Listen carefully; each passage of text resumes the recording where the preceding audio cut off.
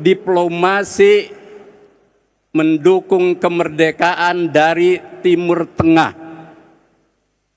Bahkan dia membawa surat dukungan dari Mesir dengan cara menyelamatkan diri di setiap bandara karena saat itu Indonesia diduduki kembali oleh Belanda dan sekutu. Akhirnya selamat sampai Jakarta dan membawa surat dukungan Mesir untuk kemerdekaan di Indonesia. Kesimpulannya apa? Di samping fondasi nilai yang kokoh, pemikiran yang besar, para pendiri Indonesia punya jiwa kenegarawan dan penghormatan yang melampaui segalanya. Nah, hari ini kita akan berdialog dengan calon presiden dan wakil presiden yang saya yakin dan kita yakin punya sejarah, jejak pemikiran, reputasi, dan penghormatan yang tinggi.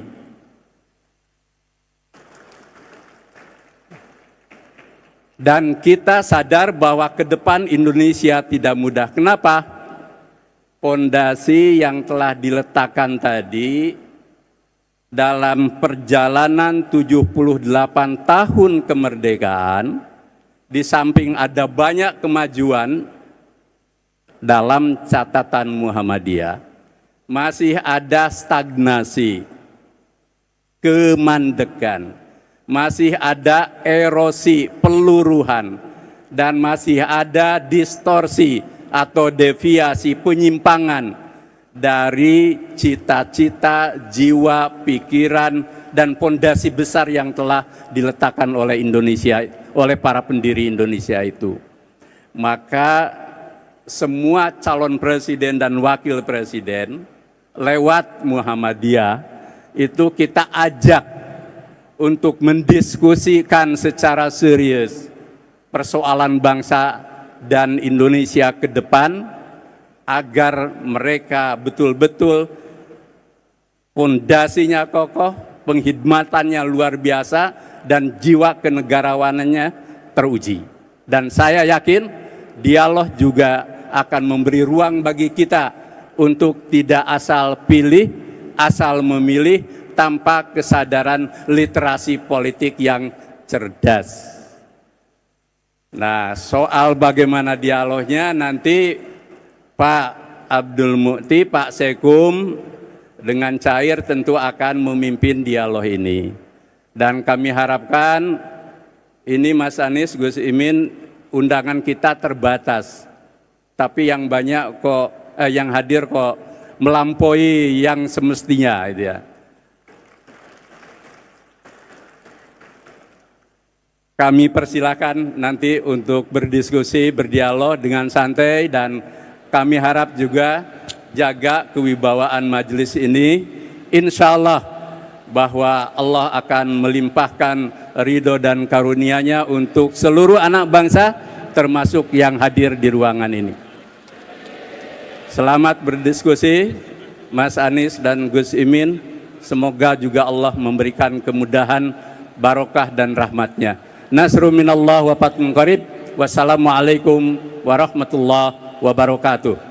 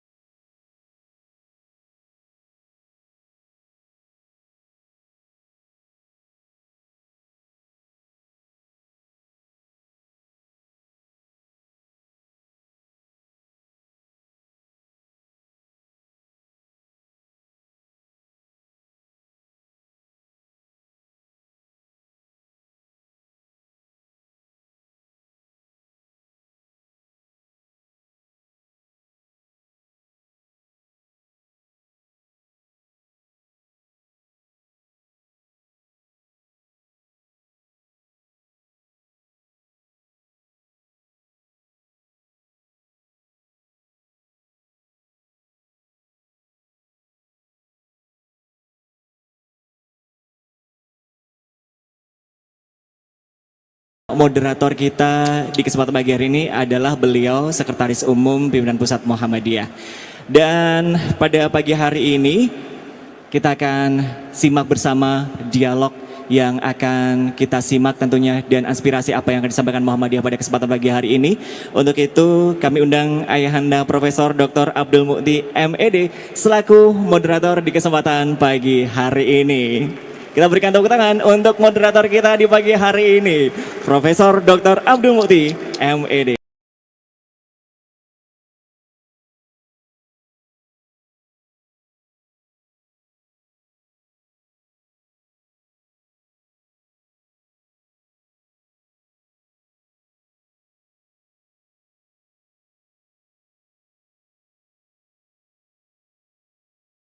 Assalamualaikum warahmatullahi wabarakatuh.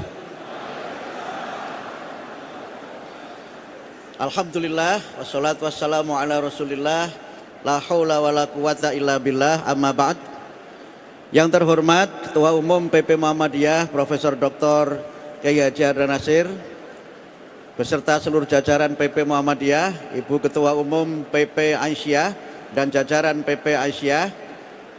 Tentu saja seluruh hadirin wal hadirat yang saya muliakan, tanpa panjang kalam, izinkan saya untuk pada kesempatan ini menjadi moderator yang akan memandu dialog publik dengan pemimpin bangsa, calon presiden dan wakil presiden Republik Indonesia. Acara ini bukan uji publik karena tidak ada ujian. Kalau ujian nanti ada lulus dan tidak lulus.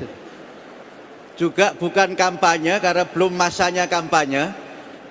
Tapi ini adalah acara dialog yang tadi disampaikan oleh Pak Ketua Umum menjadi bagian dari upaya kita untuk melakukan literasi dan edukasi politik agar kita menentukan pilihan secara tepat, melihat program-programnya, menganalisis dengan kecerdasannya. Karena itu tanpa panjang kalam, izinkan saya untuk memanggil ke podium, ke mimbar ini Mas Anies Rashid Baswedan PhD dan juga Gus Abdul Muhaimin Iskandar untuk langsung ke mimbar yang disediakan oleh panitia. Monggo, nggih, wonten nginggil Mas di atas.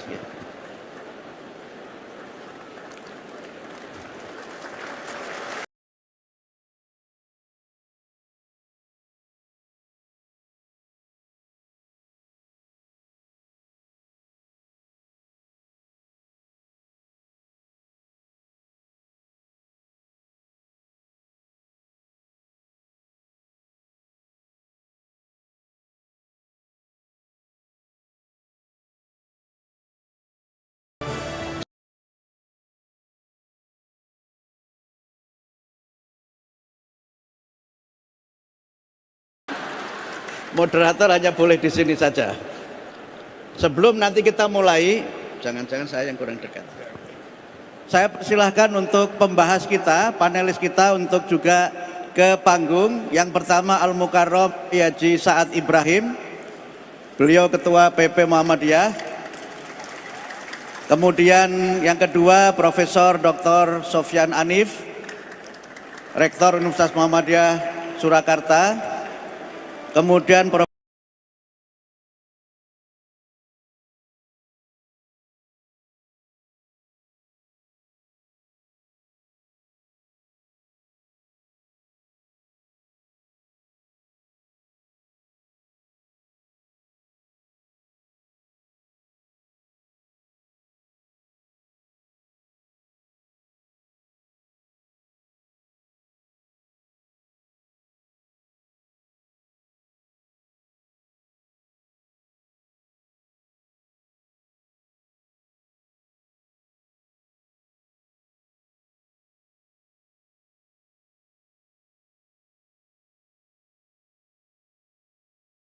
kita dalam dialog publik ini nanti akan ada 3 sesi. Sesi pertama adalah presentasi dari, saya izin seperti Pak Ketua Umum memanggil Mas Anies dan Gus Imin. Saya panggil Mas dan Gus karena belum presiden. Kalau sudah presiden panggilannya Yang Mulia Bapak Presiden.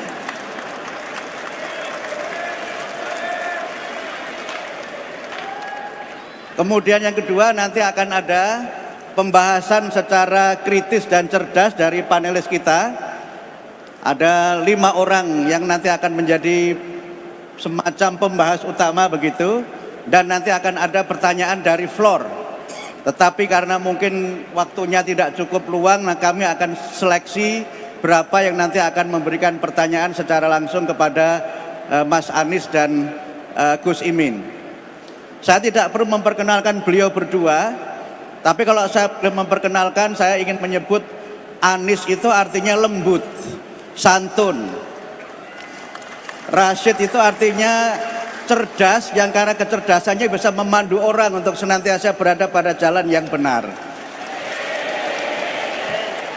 Nah, kalau Baswedan tadi Pak Eda sudah menjelaskan itu pahlawan nasional.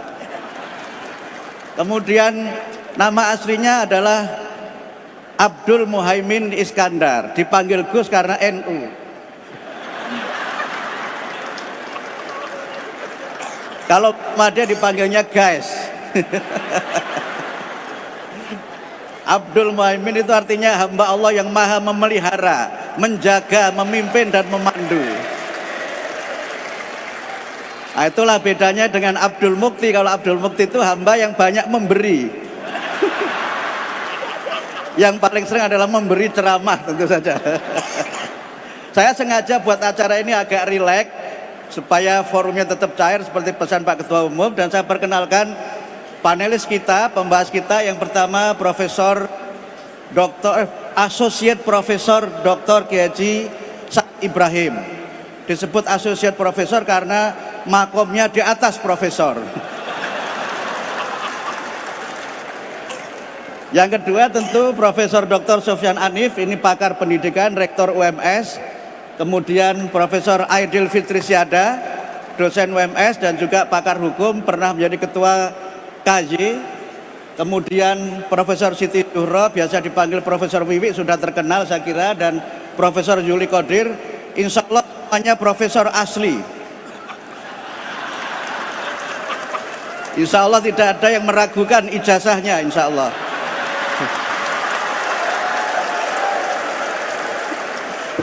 Bapak dan Ibu sekalian, saya tidak ingin berpanjang kalam, sekarang tugas saya hanya moderator saja. Karena itu langsung saya persilahkan kepada Mas Anies Baswedan dan juga Cak Imin untuk menyampaikan paparannya 30 menit maksimal, monggo saja. Apakah berdua dibagi 30 menit atau salah satunya monggo. Panjenengan berdua memiliki alokasi waktu 30 menit. Mungkin terserah apakah pakai podium atau seperti saya seperti ini, atau langsung ke bawah menyapa calon pemilih juga terserah. Terserah semuanya, yang penting tidak lebih dari 30 menit.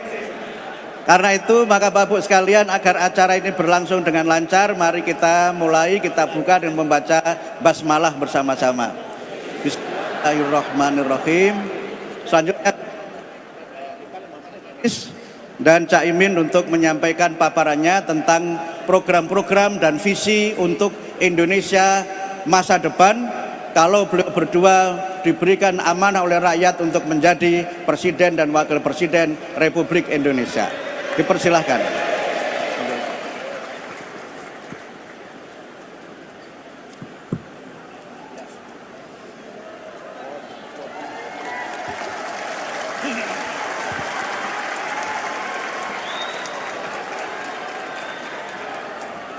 Ya Pak Mukti, podiumnya sudah disiapkan dan katanya hanya boleh dipakai 3 orang, jadi eman-eman kalau nggak dipakai nih podiumnya Pak Mukti.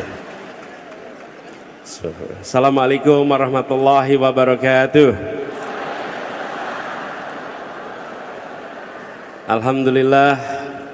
Alhamdulillahilladzi arsala rasulahu bil huda wa dinil haq liyudhhirahu ala dini kullihi wa kafa billahi syahidah.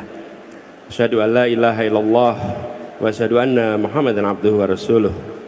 Rabbi shrah li sadri wa yassir li amri wahlul 'uqdatam min lisani yafqahu qawli. Amma ba'du. Izinkan kami menyampaikan rasa hormat.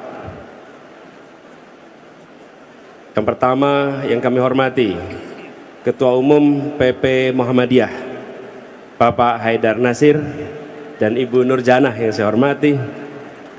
Yang saya hormati Sekretaris Umum PP Pak Abdul Mukti, Pak Rektor Universitas Muhammadiyah Surakarta, Prof. Sofyan Anif, juga Pak Ketua Badan Pembina Harian PP Muhammadiyah Pak Dahlan Rais, seluruh jajaran PP Muhammadiyah, seluruh jajaran PW dan PD Muhammadiyah Surakarta, serta para tokoh-tokoh yang hadir bersama di sini, para panelis yang mohon izin tidak bisa disebut nama satu persatu tanpa mengurai rasa hormat, dan yang kami banggakan seluruh hadirin yang memilih untuk hadir di dalam kegiatan pada pagi hari ini. Masya Allah, sedang datang ini Pak Haidar, suasananya suasana yang antusias tapi tertib. Ini gambaran ciri Muhammadiyah ini barangkali Pak. Ada ketertiban selalu di situ. Insya Allah forum ini forum tukar pikiran, tukar gagasan yang tadi sudah dibukakan awalnya dengan amat baik oleh Pak Ketua Umum Pak Haidar. Bagaimana negeri ini dibangun bukan kebetulan, tapi gagasan. Dan tokoh-tokoh pendiri Republik ini itu memiliki akumulasi pengalaman perjuangan, memiliki wawasan yang amat luas, pengetahuan keilmuan yang mendalam, dan ketika mereka diminta untuk menghasilkan saripatinya, maka muncul sebuah kesepakatan yang disebut sebagai pembukaan Undang-Undang Dasar 45, yang seluruh bagian dari pembukaan itu menjadi dokumen pemikiran politik dengan pondasi intelektual solid yang bila disandingkan dengan keputusan-keputusan negara lain, kita bisa mengatakan inilah pondasi terbaik yang ada di banyak tempat. Itu dalam arti yang sesungguhnya. Karena bukan sekedar kesepakatan tentang kata-kata, tapi di balik itu ada pikiran mendalam, ada penderitaan panjang kolonialisme, dan ada kehausan atas keadilan. Mengapa Republik ini didirikan? Karena kolonialisme bertentangan dengan prinsip keadilan. Jadi Republik ini didirikan pada ujungnya untuk sebuah tujuan, yaitu kalimat terakhir dalam pembukaan Undang-Undang Dasar 45, keadilan sosial bagi seluruh rakyat Indonesia. Itu kalimat penutup di dalam pembukaan, dan itulah intisari mengapa kita merdeka. Bukan sekedar menggulung kolonialisme, tapi menggelar keadilan sosial dan kemakmuran bagi seluruh rakyat Indonesia. Itu juga yang menjadi prinsip kami. Saya, Gus Muhaimin, berangkat dengan sebuah niat dan tujuan bahwa ikhtiar kita untuk melakukan perubahan bukan sekedar mengubah, tapi kami ingin Indonesia yang lebih adil, Indonesia yang lebih setara, Indonesia yang memberikan kesempatan yang setara bagi semua. Prinsip keadilan adalah prinsip utama yang kami hendak bawa. Ini yang kemudian nanti akan diterjemahkan di dalam berbagai macam kebijakan. Mengapa kita menuju ke sana? Izinkan saya menengok sedikit perjalanan bangsa kita. Bila kita tengok perjalanan bangsa ini, itu dimulai dengan kita menyepakati jadi satu bangsa. Kalau boleh slide-nya boleh ditayangkan. Mulai dengan satu bangsa. Tahun 28 berbagai suku budaya menyepakati kami menjadi bangsa Indonesia. Dan kesepakatan bangsa Indonesia itu ditandai dengan bahasa persatuan bahasa Indonesia. Bapak Ibu sekalian, kalau kita tidak menyepakati bahasa persatuan, mungkin di kampus-kampus Muhammadiyah itu kalau kuliah mahasiswanya dari mana-mana harus pada belajar bahasa. Kenapa? Karena bahasa Indonesia belum jadi bahasa persatuan. Hari ini kita menganggap sebagai sesuatu yang biasa saja bahwa kita memiliki bahasa persatuan bahasa Indonesia. Uni Eropa bersatu, ada 28 bangsa, 28 suku, bahasa persatuan mereka, bahasa resmi mereka adalah 23 bahasa. Seluruh kesepakatannya ditulis dalam 23 bahasa. Setiap parlemennya bersidang, di belakang ada penerjemah. Semua dokumen diterjemahkan. India begitu, semua negara bineka. Kita ini yang kami sebut sebagai satu yang pertama. Satu yang pertama, yaitu satu bangsa. Apa bisa dipastikan mengikuti iPad kami yang operator? Oke, mengikuti iPad ini saja ya. Jadi satu bangsa disambungkan dengan iPad saja. Coba kalau boleh minta tim operator untuk sambungkan di sini. Nah, yang kedua adalah satu negara yang tadi diceritakan oleh Pak Haidar. Kita menjadi satu negara, negara Indonesia. Satu pertama satu bangsa, satu yang kedua menjadi satu negara. Tapi kita masih federasi.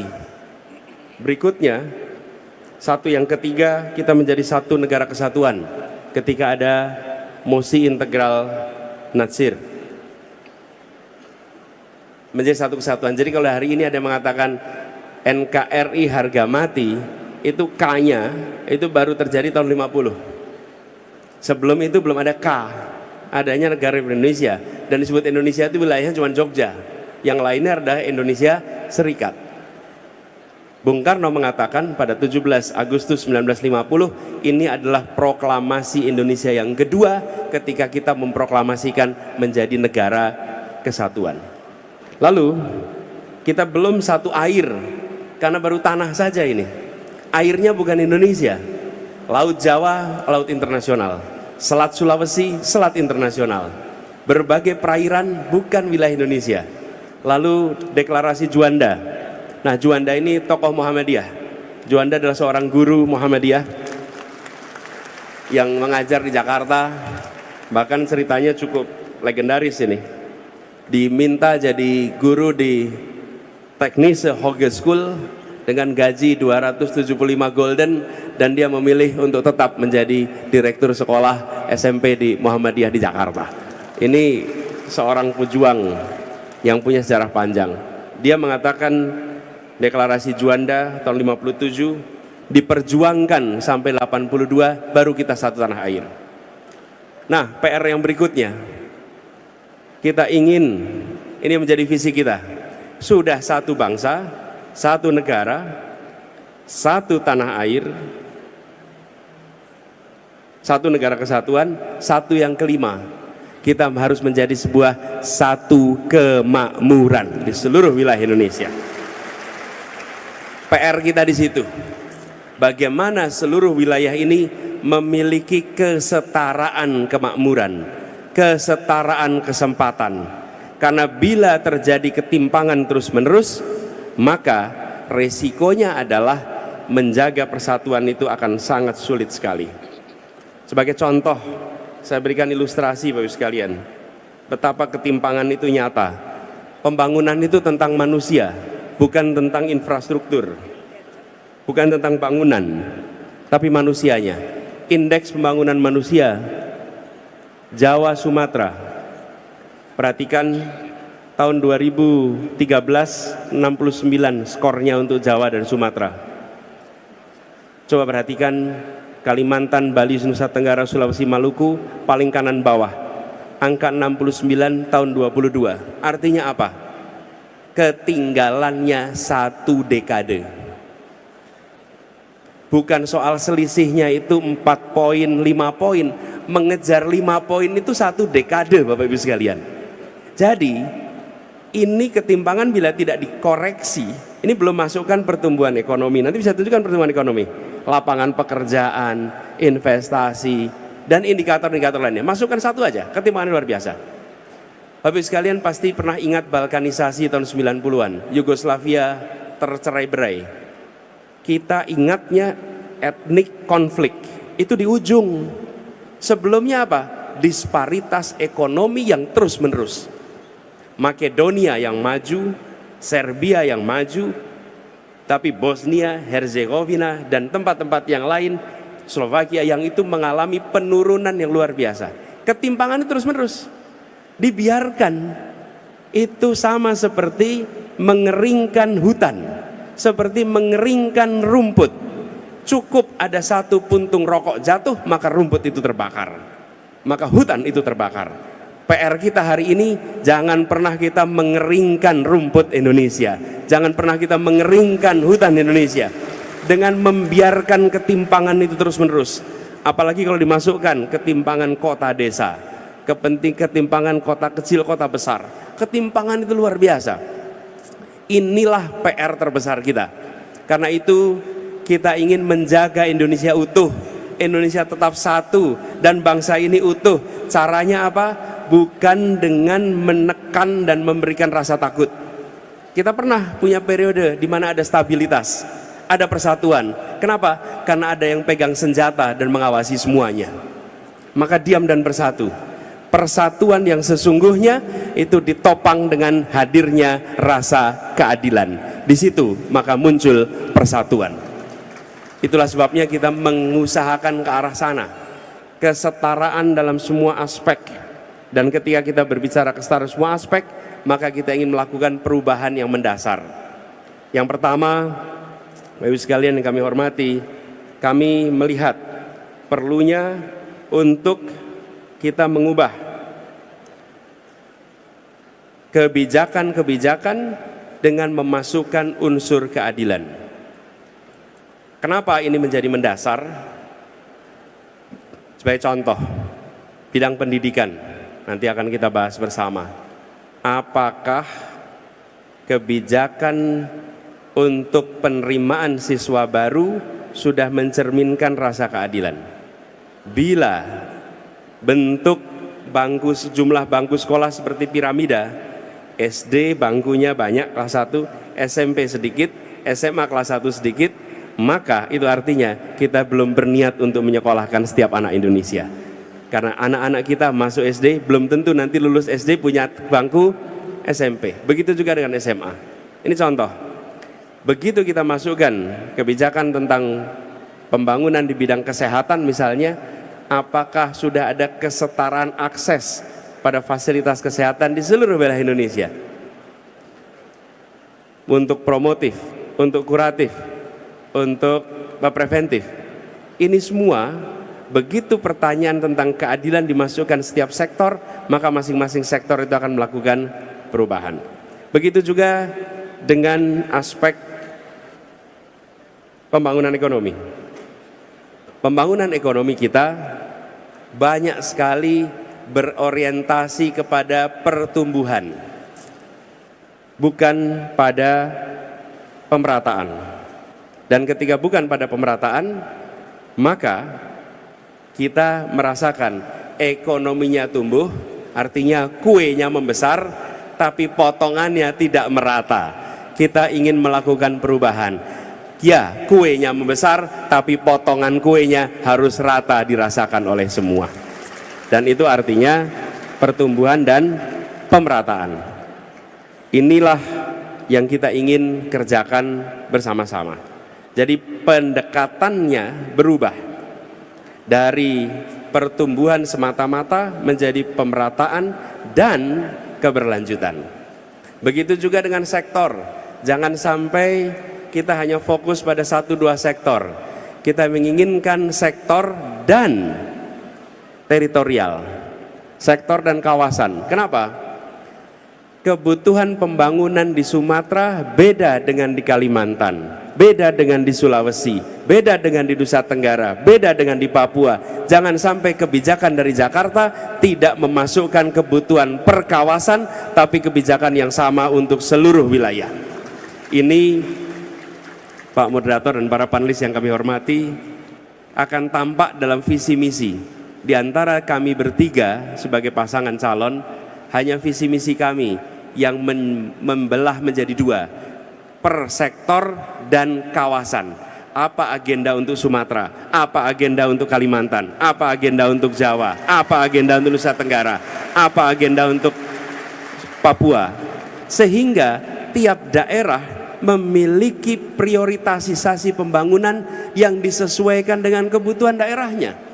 Sudah terlalu lama kebijakan kita ini simetris, disamakan seluruh wilayah, seakan-akan Indonesia itu homogen.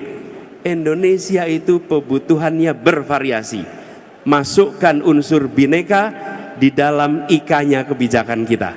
Dengan begitu kita akan menyaksikan sebuah pembangunan yang setara di seluruh wilayah. Lalu pendekatan top down menjadi pendekatan kolaborasi gotong royong. Memiliki kewenangan bukan berarti memiliki pengetahuan.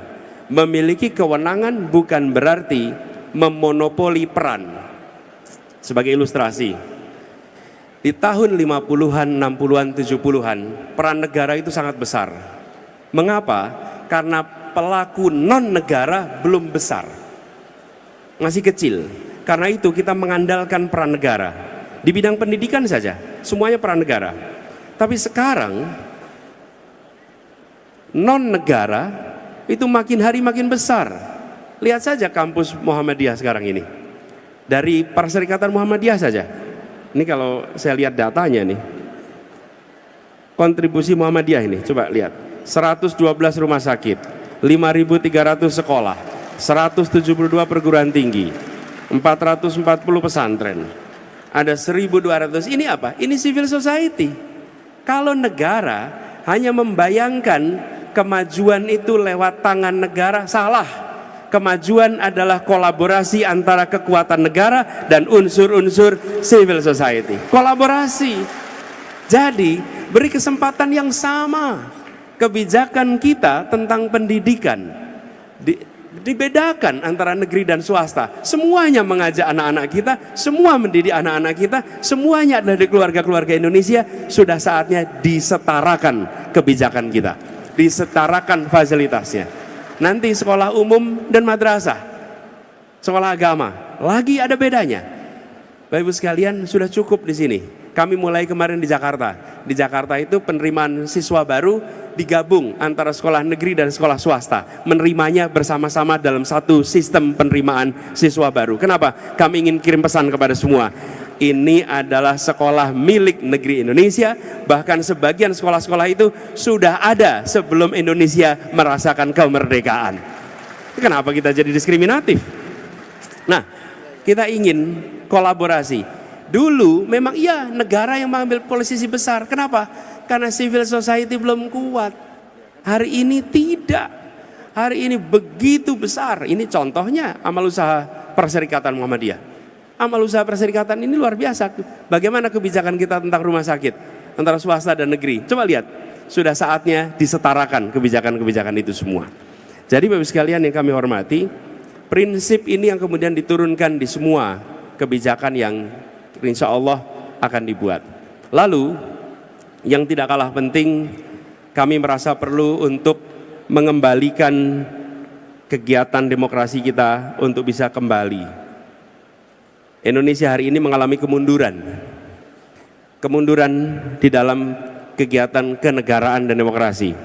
Indeks demokrasi kita turun dari 2015 ke 2022. Indeks kebebasan pers turun. Indeks persepsi korupsi turun. Karena itu kita akan berencana insya Allah bisa mengembalikan agar integritas menjadi prioritas utama di dalam menjalankan pemerintahan. Mengembalikan integritas jadi pegangan. Bapak Ibu sekalian, kenapa para anggota BPUPKI itu menyepakati untuk mendirikan negara dan seluruh rakyat Indonesia memilih untuk ikut? Para sultan, para sunan, para raja di seluruh Indonesia mengatakan kami ikut. Karena mereka melihat pendiri-pendiri republik ini adalah orang-orang berintegritas yang melampaui kepentingan dirinya sehingga mereka dipercaya secara tanpa syarat. Kepercayaan tanpa syarat. Dan kepercayaan tanpa syarat itu membuat apa? Semua mau memberikan apa saja. Apa saja. Bapak Ibu sekalian, kita yang di Jawa Tengah ini, Jogja, Jawa Tengah merasakan karena revolusi fisik terjadi di tempat ini. Apa yang terjadi? Semua orang menyumbangkan apa saja. Ada yang menyumbangkan nyawanya, ada yang menyumbangkan uangnya, menyumbangkan hartanya, apa saja. Kenapa? Karena mereka tahu ini didirikan dengan tujuan mulia oleh orang-orang yang berintegritas. Kita harus mengembalikan integritas itu. Ini cerita pengalaman pribadi. Saya di Jogja, itu rumah saya Jalan Kaliurang, sering ke perpustakaan. Ada perpustakaan Islam di Mangkubumi sama perpustakaan KR. Waktu itu sering ke dua tempat itu. Dulu Pak Amin Mansur di situ, Allah yarham. Lalu pinjamnya apa? Buku-buku biografi. Biografinya Agus Salim, biografinya Sahrir, biografinya tokoh-tokoh itu semua. Dan orang tua kami selalu bilang, Anis, ini adalah contoh-contoh, jadikan mereka teladan, jadikan mereka teladan. Saya sekarang itu berpikir, itu nama-nama yang disebut itu kalau hari ini ditanya profesinya apa ya? Kalau ditanya profesi, maka jawabannya profesi mereka itu politisi. Politisi. Tapi tidak ada keluarga-keluarga di Indonesia yang memandang mereka sebagai orang yang tak terhormat. Tidak ada keluarga-keluarga yang menganggap sebagai rendah. Kalau mereka muncul, mereka katakan jadilah kalian seperti dia, contohlah dia. Kita ingin mengembalikan agar dunia politik kita menjadi dunia yang dicontoh oleh keluarga-keluarga di seluruh Indonesia. Kenapa? Karena berintegritas, melampaui kepentingan dirinya. Nah, ini yang kemudian PR besar. Kita menghadapi persoalan korupsi yang cukup serius. Karena itu komitmen untuk memberantas korupsi tidak bisa dimulai di tengah. Itu harus dimulai dari yang paling atas, karena ketegasan dari atas akan menular terus ke bawah. Tidak ada ketegasan yang merembes dari bawah ke atas. Ketegasan itu merembesnya dari atas ke bawah. Tidak ada yang terbalik. Bila di atasnya tegas, ke bawahnya tegas. Bila di atasnya kompromi, ke bawahnya akan kompromi. Inilah prinsip. Karena itu kami melihat ini salah satu prinsip yang penting sekali. Yang kedua, sekalian, mensinkronkan antara apa yang dikerjakan di pusat, di provinsi, di kabupaten kota. Dengan adanya pemilihan tingkat daerah, dengan adanya otonomi daerah, kebijakan pusat sering tidak sinkron. Kenapa terjadi? Saya pernah merasakan jadi kepala daerah. Kalau saya ditanya, pernah tidak dapat perintah dari pusat untuk memperbaiki kesehatan? Tidak pernah. Pernah tidak dapat perintah untuk memperbaiki pendidikan? Tidak pernah. Pernah dapat perintah untuk memperbaiki soal kesehatan ibu? Tidak pernah. Jadi kalau ada gubernur, wali kota, bupati memikirkan soal ibu hamil, maka bupati, wali kotanya itu yang peduli. Bukan karena ada direction dari pusat. Ke depan itu diubah. Harus ada guideline dari pusat untuk semua isu yang harus dikerjakan oleh seluruh daerah. Kenapa? Karena pusat mengirimkan dana transfer. Dana transfer dikirimkan tapi tidak diiringi dengan tuntutan kinerja. Apa yang terjadi? Dana transfernya diterima, tapi di jalan tidak dilaksanakan program-program untuk kesejahteraan rakyat. Insya Allah dengan seperti ini maka sinkronisasi itu akan terjadi. Integritasnya ada, sinkronnya ada. Insya Allah ini akan membuat aliran APBN kita, APBD kita dirasakan lebih baik untuk seluruh masyarakat Indonesia. Boleh diaminkan, boleh diaminkan. Baru kali ini amin diaminkan, Mas ya. Nah, kemudian sekalian, kita menyaksikan juga bagaimana kebebasan dalam demokrasi mengalami penurunan. Kritik justru dibutuhkan dalam sebuah pemerintahan, karena kritik itu akan mencerdaskan masyarakat, dan kritik itu akan memaksa pembuat kebijakan untuk selalu mengkaji mana yang lebih baik, karena adanya hujanan kritik. Tapi ketika kritik itu mati atau dimatikan, maka yang sesungguhnya terjadi, kebijakan itu kualitasnya mengalami penurunan. Jadi kami memandang kebebasan ini menjadi salah satu hal yang penting untuk dikembalikan, bahkan kebebasan pada rakyat secara umum. Jangan sampai menyebut Indonesia dengan istilah Wakanda, dengan istilah Konoha hanya karena kita tidak berani menyebut nama Indonesia karena khawatir ada undang-undang ITE yang memprosesnya. Insya Allah undang-undang yang membelenggu kebebasan itu yang akan direncana untuk direvisi di kedepannya.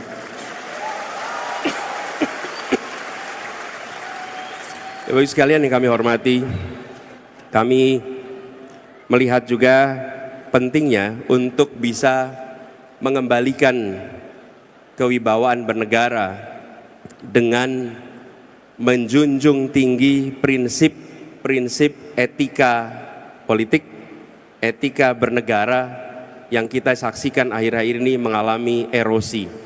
Komitmen itu harus dijaga, dan itu artinya menjaga agar kepentingan-kepentingan non-negara jangan sampai mendominasi keputusan-keputusan yang diatur oleh pemerintah. Dalam bahasa sederhana, teknokrasi yang akan memimpin proses, baru kemudian keputusan politik, baru kemudian pasar mengikuti. Bapak Ibu sekalian kami hormati, itu saja sebagai pengantar untuk diskusi pada pagi hari ini. Insya Allah nanti kita berdialog, nanti dalam dialog kami sama-sama dengan Gus Muhaimin untuk merespon, menjawab apa yang nanti akan disampaikan oleh panelis. Terima kasih atas kesempatan perhatiannya. Nasrun minallah, fatun qarib. Assalamualaikum warahmatullahi wabarakatuh. Waalaikumsalam warahmatullahi wabarakatuh. Terima kasih Mas Anies atas paparannya, dan alhamdulillah beliau tidak melewati batas waktu yang kita tetapkan. Terima kasih ada sedekah waktu untuk acara ini. Selanjutnya, karena moderator ada di tengah dan supaya bisa langsung berinteraksi dengan para panelis, saya agak mundur sedikit Cak Imin supaya dialognya lebih langsung dan bisa dimulai nanti dari Pak Saad. Karena ada 5 orang panelis, kita beri waktu pertanyaan dan tanya jawab maksimal 10 menit. Karena saya dapat informasi Mas Anies dan Gus Imin harus sampai di bandara maksimal jam 11. Karena saya dapat informasi begitu, sehingga diusahakan untuk masing-masing 10 menit pertanyaan plus tanya jawab. Dimulai dari Kiai Saad Ibrahim, monggo langsung pertanyaan dan monggo silahkan.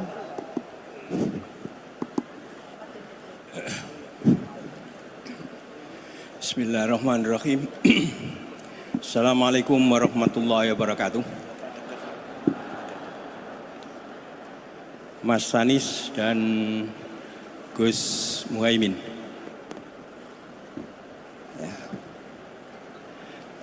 Salah satu karya monumental terkait dengan politik Islam itu ditulis oleh Al-Mawardi, Al-Ahkamus Sultaniyah. Beliau menyebut al-imamah maudu'atun li khilafatin nubuwah fi khirasatiddin wa siyasatid dunya. Politik atau kepemimpinan adalah sesuatu yang diadakan untuk meneruskan misi kenabian. Dan misi kenabian itu yang pertama khirasatuddin, yang kedua siyasatud dunya. Saya ikuti apa yang disampaikan tadi dan saya baca, saya lihat di YouTube dan di beberapa pemberitaan. Dari visi dan misi Mas Anies dan Gus Muhaimin ini ya, belum tersebutkan khirasatuddinnya yang dipaparkan semuanya dalam konteks siyasatud dunyanya. Ya. Ketika ini terjadi, maknanya ada sesuatu yang sangat urgen yang diabaikan. Mohon maaf. Ya. Karena itu saya ajak semuanya, ya, termasuk Mas Anies dan Gus Muhaimin untuk menirukan yang saya ucapkan bersama-sama kita semua. Indonesia beragama, berkeadilan, cerdas, sejahtera untuk semua. Silakan ditanggapi. Monggo silakan. Langsung aja Mas Muhaimin. Ini sekedar informasi untuk Mas Anies dan Gus Muhaimin. Acara ini disiarkan langsung oleh televisi Muhammadiyah. Jadi yang mengikuti acara ini tidak hanya yang hadir di auditorium, tapi juga pemirsa televisi Muhammadiyah dan juga berbagai media nasional yang juga merilai acara ini, sehingga ini live streaming di banyak media, sehingga audiennya sekali lagi untuk seluruh masyarakat Indonesia yang mengikuti lewat televisi Muhammadiyah dan media yang lainnya. Karena itu monggo silahkan dari Pak Saat tadi ditanggapi, Caimin atau Mas Anies monggo. Yang jelas orasinya beliau seperti intinya saya mengusulkan perubahan visi dengan menambahkan beragama, lalu ada cerdas tadi itu. Makasih. Berdiri nggak apa-apa. Assalamualaikum warahmatullahi wabarakatuh. Bismillah, alhamdulillah, salatu wassalamu ala rasulillah, la hawla wa la quwata illa billah, amma ba'du. Pak Kiai Saat dan seluruh panelis yang saya muliakan, tentu dari seluruh visi dan misi yang kami susun, pijakan utamanya adalah Khirasuddin, menjaga agama, dimulai dari maqasidus syariah, yaitu tujuan melaksanakan dan mewujudkan terlaksananya ajaran-ajaran agama.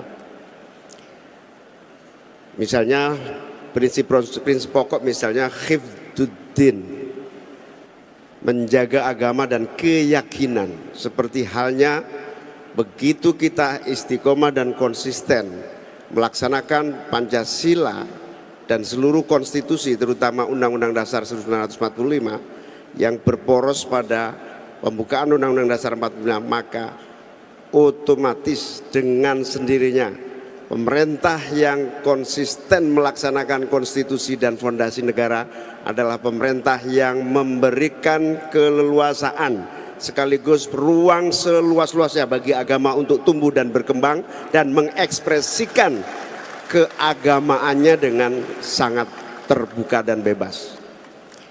Hifdzuddin termasuk di dalamnya adalah menjaga keyakinan, keimanan yang negara juga harus ikut memeliharanya dengan amat sangat sungguh-sungguh. Apalagi negeri ini dibangun, dikuatkan dan dibesarkan hingga bertahan hari ini karena agama. Tanpa agama maka negeri ini tidak akan bisa sekuat hari ini. Terutama umat Islam dengan jumlah pemeluk terbesar dan terkuat di seluruh dunia ini adalah pengokoh dan fondasi dari persatuan sekaligus penentu kemajuan bangsa Indonesia. Kalau umat Islam maju, maka bangsa Indonesia pasti maju. Yang kedua, hifdzul mal, hifdzul nafas, hifdzul nasl adalah bagaimana kita menjaga seluruh sumber daya alam, kekayaan kita semua, itu juga perintah agama. Hifdzul akal, lembaga pendidikan, seluruh aturan dan seluruh kebijakan negara yang menjaga kualitas manusia dan kemanusiaan kita.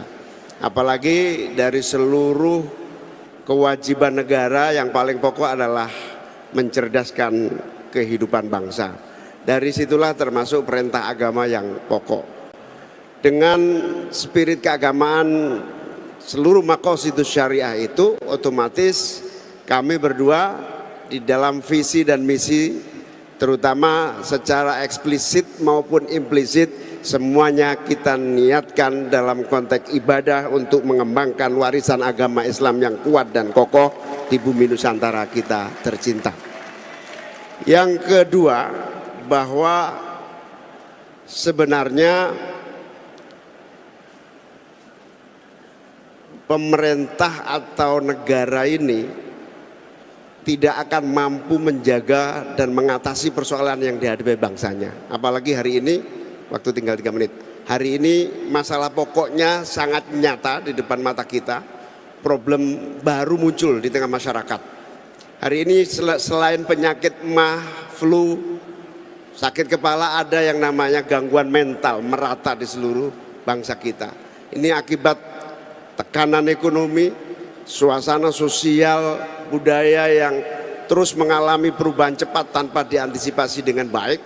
Maka satu-satunya yang bisa mengatasi selain kemampuan negara untuk menjaga agar warganya betul-betul terhindar dari seluruh masalah-masalah gangguan mental, apa yang disampaikan oleh Mas Anies tadi adalah semua upaya negara di dalam mengatasi tidak munculnya gangguan mental kepada masyarakat. Nah, agama harus ditumbuh kembangkan agar seluruh problem gangguan mental yang menjadi penyakit baru bangsa ini bisa diatasi dengan secepat-cepatnya oleh tokoh-tokoh agama, pimpinan agama, ulama, kiai, dan seluruh gerakan agama di tanah air kita.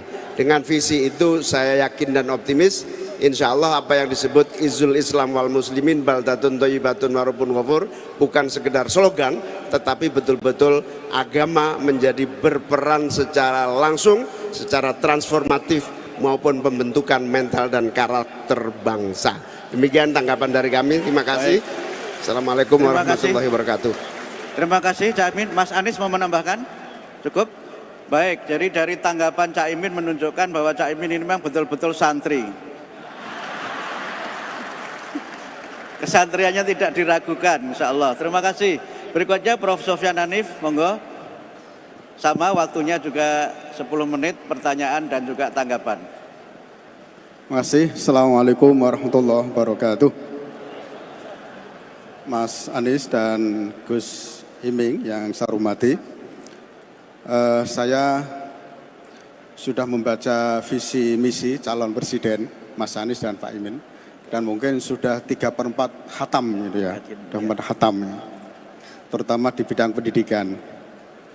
Oleh karena itu saya yang pertama saya sampaikan apresiasi yang tinggi ya, karena saya banyak menemukan kata-kata keadilan termasuk di bidang pendidikan, kesejahteraan termasuk kesejahteraan guru gitu ya. Nah, tapi saya berpikir begini, memang salah satu indikator yang bisa dipakai untuk mengetahui bagaimana perkembangan bangsa kita itu dari ukuran tadi yang sudah disampaikan, Human Development Index tadi ya, HDI. Meskipun ketika kita bicara ada 3 indikator, bicara pendidikan tidak mungkin itu meninggalkan ekonomi dan kesehatan, pasti itu menjadi bagian yang integral. Kalau kita melihat HDI untuk ukuran pendidikan, ternyata tahun ini long term education kita itu masih 8,69 tahun. Artinya penduduk kita itu rata-rata berpendidikan SMP kelas 2.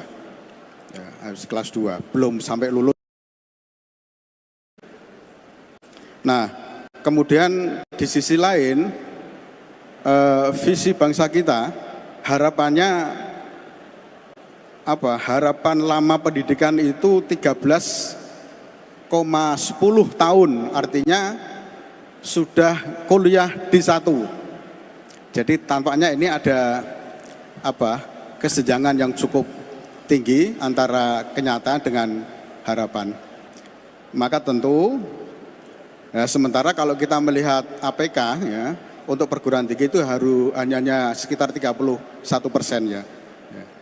Kalau yang SD, SLTP, SLTA mungkin sudah ada yang sudah di atas 100% mungkin ya. Tapi untuk perguruan tinggi kan masih sekitar 31%. Nah, ini yang pertama adalah bagaimana Mas Anies untuk mengantisipasi kondisi semacam ini yang antara realitas dengan harapan itu masih terlalu tinggi.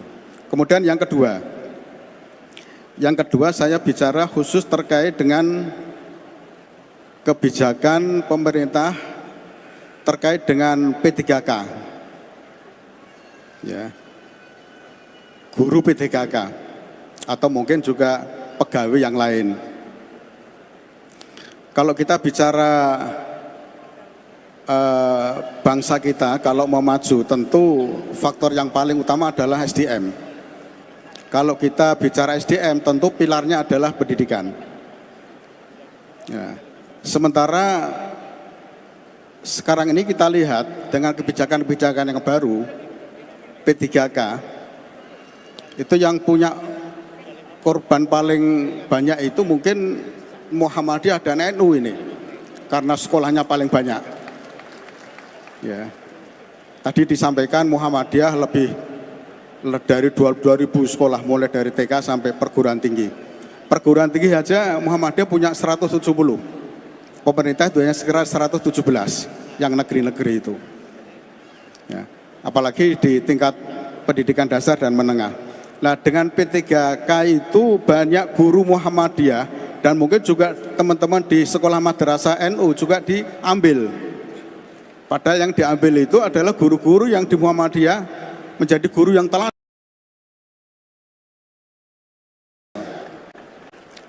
Ini kan mestinya negara hadir untuk membantu sekolah-sekolah swasta yang secara kumulatif itu menjadi kekuatan besar bangsa kita, terutama untuk memajukan negara ini. Maka kemudian bagaimana ini tanggapan Mas Anies? Dan kemudian ada titipan lagi ini satu, pendidikan tinggi Mas Anies. Pendidikan tinggi itu ada kebijakan PTNBH. Ya. Saya rasa Mas Anies mantan rektor itu, tahu persis bagaimana susahnya mengelola perguruan tinggi swasta yang semua harus mandiri. Ya. Nah, ini dengan PTNBH itu pemerintah memberikan kebijakan kepada perguruan tinggi untuk melakukan rekrut mahasiswa secara mandiri. Dan tentu semua PTS termasuk Muhammadiyah, termasuk NU itu juga akan semakin sulit itu. Maka bagaimana ini tanggapan Mas Anies? Terima kasih. Assalamualaikum warahmatullahi wabarakatuh. Ya, monggo Mas Anies. Beliau ini mantan Menteri Pendidikan, jadi insya Allah bisa menjawab semuanya. Mudah-mudahan lulus. Amin. Ini, Prof. Pertama soal APK tadi. Jadi kalau kita lihat dalam jangka pendek adalah sederhananya begini, mengembalikan yang putus ke dalam sistem sekolah, intensifkan paket B, paket C, dan berikan insentif untuk itu. Insentifnya apa? Bagi pengelola untuk diberikan bantuan dari pemerintah. Ini kelompok-kelompok belajar di mana-mana itu bisa dengan mudah menyelenggarakan paket B, paket C, supaya mereka yang sudah keluar dari sistem sekolah itu bisa dikembalikan. Waktu itu saya sempat minta Bu Susi kan waktu itu belum sekolah, belum selesai SMA, untuk menyelesaikan paket C. Beliau nggak mau, Pak Profesor. Kenapa nggak mau? Buat apa? Saya nggak butuh itu semua. Saya bilang, Bu, saya ini sedang mendorong orang-orang untuk masuk paket C, tapi tidak punya role modelnya. Tidak punya role modelnya yang orang hebat tapi paket C. Nah, kalau Bu Susi mau paket C, nanti kami bisa kemana-mana promosi. Lihat, yang paket C, contohnya kayak Bu Susi aja mau paket C. Akhirnya beliau mau mengerjakan dan lulus paket C. Dan kemudian dia sekarang punya ijazah SMA. Nah, kami ingin yang terputus itu diselamatkan. Itu satu. Kemudian yang kedua, tentang perguruan tinggi. Dalam pandangan kami, yang penting mereka ini memiliki satu, akhlak yang baik, itu karakter. Yang kedua, kompetensi yang baik. Yang ketiga, mereka memiliki skill yang baik, sehingga mereka bisa masuk ke dalam lapangan pekerjaan dan mendapatkan kehidupan mandiri. Sambil pada suatu saat nanti bisa menyelesaikan perguruan tinggi. Tapi jangan semuanya dikejar harus masuk ke perguruan tinggi, itu satu. Yang kedua, terkait guru P3K. Tapi ini kan terima cerita kalau udah jadi guru P3K itu nanti ditarik ke pemerintah. Begini, nomor satu, kesetaraan tadi. ke depan sekolah-sekolah swasta, universitas-universitas swasta, menurut kami harus dibebaskan dari PBB atas tanah mereka. Nol. Harus nol. Kenapa? Tanpa ada kampus swasta, tanpa ada sekolah swasta, kita nggak cukup untuk menyekolahkan anak-anak Indonesia.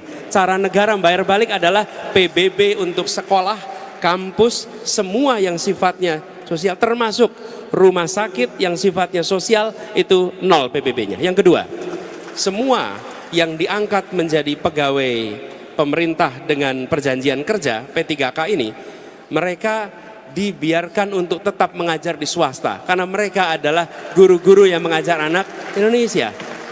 Itulah yang saya maksud dengan diskriminasi. Kenapa? Kalau mereka menjadi guru di swasta, seakan-akan ini bukan Indonesia, harus dikembalikan ke pemerintah untuk menjadi Indonesia. Tidak, dia bisa di swasta dan negara tetap bisa menghargai mereka. Karena yang udah investasinya swasta, yang sudah mendidik, yang sudah menjadikan mereka dokter, tahu-tahu dipindah oleh negara. Justrunya harus dibalik, negara harus investasi kepada dosen dan guru swasta supaya mereka bisa mendapatkan pendidikan yang lebih tinggi. Jadi diubah tuh cara pandangnya. Lalu banyak sekali perguruan swasta, mengapa mahal? Karena mereka harus mengakuisisi tanah, harus beli tanah. Dan tanah itu selalu komponen termahal. Betul tidak Pak Rektor? Semua sekolah swasta biaya paling besar apa? Tanah. Jadi kami ke depan ingin tanah-tanah negara bisa dimanfaatkan oleh swasta selama itu dipakai untuk pendidikan, kesehatan, dan kegiatan sosial. Kenapa? Loh, apalagi seperti Nahdlatul Ulama, Muhammadiyah, sudah mendidik bangsa Indonesia sebelum negeri ini ada. Kenapa sesudah ada negara justru berbalik? Kita ini pelit sama rakyat kita sendiri. Kita ini pelit sama swasta kita sendiri. Mereka mendidik anak-anak kita, bukan mendidik orang asing. Mereka mendidik bangsa kita sendiri. Jangan pernah bedakan swasta dan negeri. Tanah negara itu dipakai oleh swasta tidak hilang. Kalau itu dipakai oleh investor asing malah bisa hilang. Tapi kalau dipakai oleh swasta tidak mungkin hilang.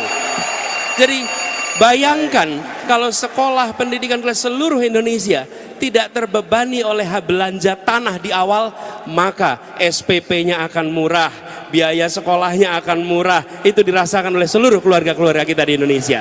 Jadi kita ingin mengubah itu Pak.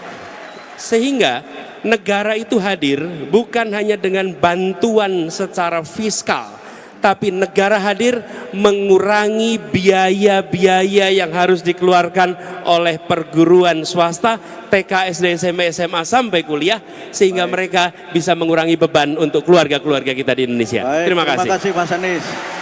Luar biasa. Tadi kalau ditanya pada yang di sini mungkin nggak mau paket C, tapi maunya paket data. Sama kalau ibu-ibu mungkin paket sembako Mas Anies mungkin. Baik, meyakinkan sekali jawabannya. Silakan Pak Profesor Aidil. Profesor Siti Zuhro, monggo silakan ya. Supaya di tengah-tengahnya adalah profesor yang perempuan. Bu Profesor Siti Zuhro ini perempuan yang berkemajuan. Ya. Dan juga anggota Aisyah. Tepuk tangan untuk Profesor Siti Zuhro. Ya. Terima kasih banyak Pak Moderator yang sudah memberikan introduksi. Bismillahirrahmanirrahim. Assalamualaikum warahmatullahi wabarakatuh. Selamat datang Mas Anies dan Gus Imin. Apa kabar? Ya, saya senang dan sangat menikmati tadi itu presentasi dari Capres nomor 1. Luar biasa. Saya mencatat beberapa hal terkait dengan isu demokrasi, ya, pemerintahan dan juga tadi tentang pemerataan pertumbuhan dan juga solusi mengenai sektor dan kawasan. Pertama, kita mau pemilu Februari 2024. Mas Anies dan Gus Imin, pemilu ini untuk apa? Untuk siapa? Pertanyaan saya itu. Karena ini terkait langsung dengan demokrasi. Dan ternyata implikasi dampaknya itu sungguh sangat luar biasa terhadap pemerintahan kita. Tidak hanya di nasional, tapi juga di daerah. Ini pemilu serentak yang tidak mudah, maka implikasinya sudah bisa dibayangkan. Terkait dengan itu saya ingin turun sampai bagaimana dampaknya terhadap desentralisasi dan otonomi daerah. Ini penting sekali menurut saya karena ternyata beberapa peraturan terkait desentralisasi otonomi daerah seperti Undang-Undang Minerba tahun 2020 dan juga Undang-Undang tentang Ciptaker, ya, Omnibus Law Ciptaker desentralisasi itu bukan mendorong, malah menarik urusan-urusan yang menjadi kewenangan tadinya daerah kepada pusat. Ini artinya dari perspektif daerah ada resentralisasi. Lantas apa nanti yang akan diimplementasikan oleh paslon 1 ini kalau menjadi pemimpin yang sebenarnya duit tunggal untuk di level nasional? Apa yang akan dilakukan berkaitan dengan kebijakan yang menarik mundur tidak hanya demokrasi tapi juga desentralisasi dan otonomi daerah. Itu antara lain. Membangun Indonesia tidak cukup membangun daerah, tapi harus turun sampai desa. Maka saya ingin bertanya, kebijakan seperti apa yang akan diberlakukan dengan desa, kepada desa? Kita tahu sekarang ini punya undang-undang desa dan juga dana-dana itu sudah ke desa.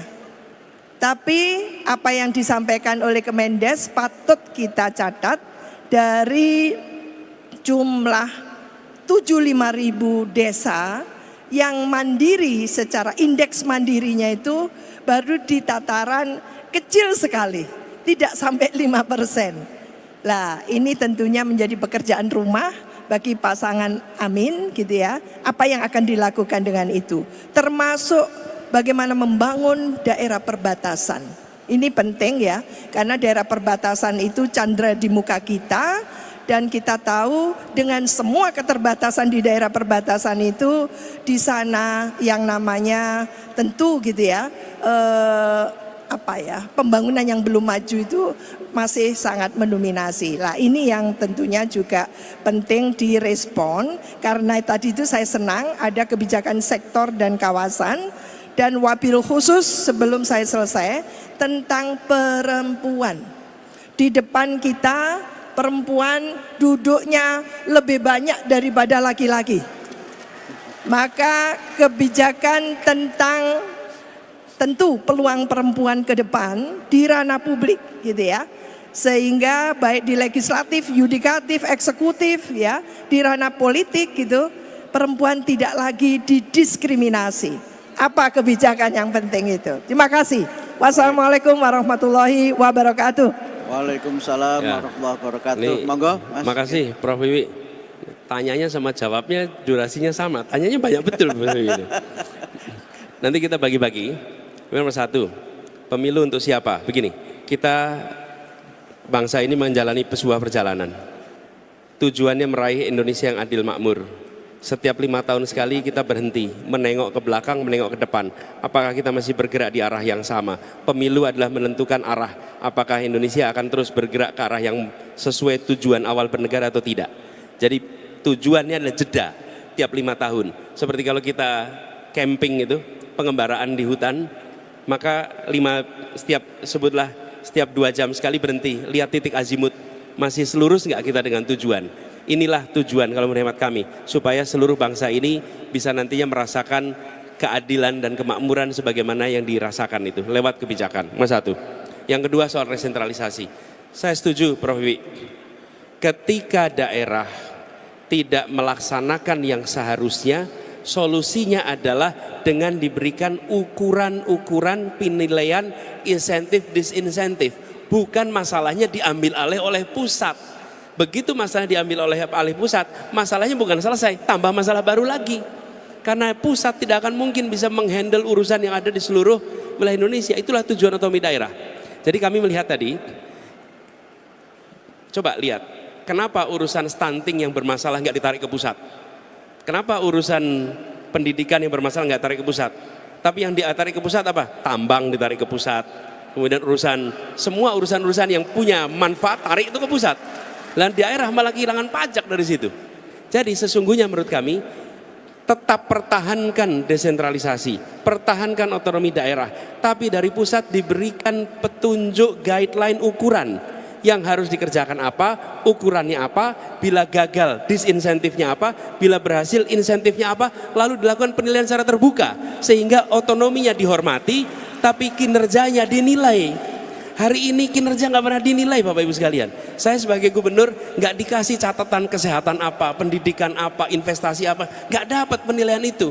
Sehingga kami nggak punya penilaian objektif atas apa yang kami kerjakan. Nah, kami melihat bukan resentralisasi, tapi melakukan manajemen pemerintahan dengan otonomi daerah dan ukuran yang benar. Itu menurut hemat kami harus kita lakukan. Terus yang Monggo, Gus saya jawab Muhaimin. perempuan dulu sekarang. Nah, terkait dengan perempuan, nanti yang desa Gus Imin akan jelaskan lebih jauh. Terkait dengan perempuan, menurut hemat kami begini Bapak sekalian. Satu, bahwa tidak ada keraguan dalam pandangan. Perempuan adalah tiang bangsa dan perempuan adalah penentu di dalam mulai keluarga, pendidikan kita semua, sampai ketika kita bicara perubahan, maka barangkali salah satu pendorong paling utama perubahan adalah justru kaum perempuan khususnya. Nah, dan job description ibu rumah tangga itu lebih rumit daripada job description CEO manapun. Pasti. Jauh lebih rumit itu. Nah, kami melihat perlu ada meneruskan kebijakan kesetaraan. Tapi ini bukan dengan visi. Tapi silahkan lihat rekam jejaknya. Lihat rekam jejak ketika Gus Imin mimpin di PKB. Apakah memberikan kesempatan pada perempuan? Coba lihat, di PKB banyak sekali perempuan. Ini ada beberapa contoh anggota dewan juga perempuan. Satu. Yang kedua, saya pernah mengalami, Prof. Wiwi, ketika kami mimpin kampus, 4 dari 5 direktur adalah perempuan. Dan ketika mimpin ngadepin COVID kemarin di Jakarta, bisa dibilang semua yang memimpin urusan COVID itu justru pemimpin perempuan. Dari dinas kesehatan, asistennya, semua adalah perempuan.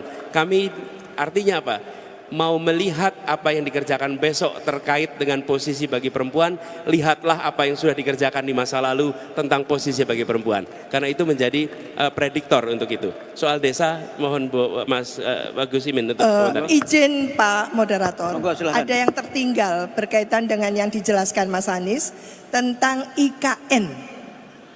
Karena otonomi daerah itu terkait. Kalau otonomi daerah tidak prospektif, apakah IKN itu prospektif untuk Indonesia? Jawab monggo. desa dulu ya, baru IKN, Bu. Silakan, monggo, Gus Imin. Terima kasih Prof. Dulu awal reformasi kita merubah seluruh strategi pembangunan yang sentralistik, kemudian memunculkan otonomi daerah menjadi salah satu cara baru di dalam pembangunan.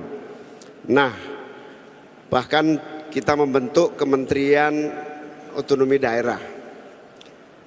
Pada perkembangannya mengalami percepatan kemajuan, tetapi pada akhirnya dievaluasi karena ada berbagai titik lemah, yaitu yang disebut sebagai korupsi di tingkat tengah.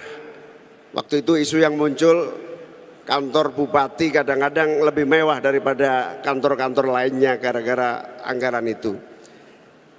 Kemudian kita punya evaluasi lanjutan, salah satu yang paling fundamental atau fenomenal gitulah adalah Undang-Undang Pembangunan Desa. Undang-undang ini dibuat dalam kerangka agar menyeimbangkan pelaku pembangunan yang sentralistik. Gak apa-apa, tambah dikit ya. Tambah dikit boleh ya? Ya, soal IKN tadi. Ini karena ada timernya itu ngomong jadi sangat cepet-cepetan ini. Nggak apa-apa, sekaligus latihan nanti ngadepi di KPU nanti kira-kira gitu. Nah, kemudian dievaluasi melalui pembangunan otonomi daerah melalui pembangunan desa sebagai bukan sekedar kewenangan dan distribusi kerja, tetapi lebih besar dari itu adalah bagaimana ada anggaran yang langsung bisa dirasakan dan digunakan sesuai kebutuhan mendesak di tingkat desa. Anggaran yang digunakan lambat laun berkembang dan tumbuh terus meningkat. Awalnya banyak yang ragu karena apakah kepala desa mampu menggunakan dana desa, apakah tidak terjadi korupsi, Alhamdulillah 5 tahun pertama terbukti sukses. Memang ada kasus-kasus korupsi, tapi dibanding korupsi yang di atas lebih banyak korupsi di atas daripada di desa.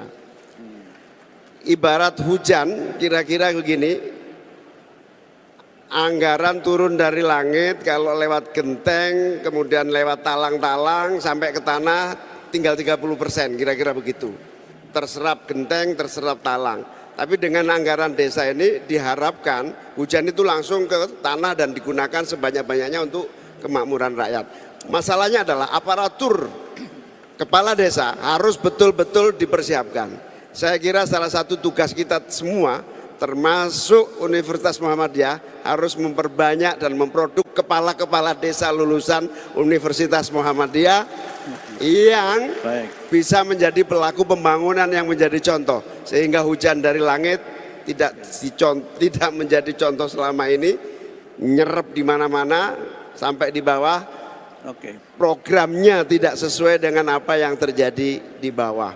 Oleh karena itu pembangunan desa pengalaman 7 tahun ini terbukti mengalami percepatan pembangunan yang dahsyat, apalagi kalau anggaran dan sistem serta perhatian, guidance, arahan lebih detail lagi dari pemerintah pusat kepada pemerintah daerah. Terima kasih. Baik, terima kasih Cak Imin.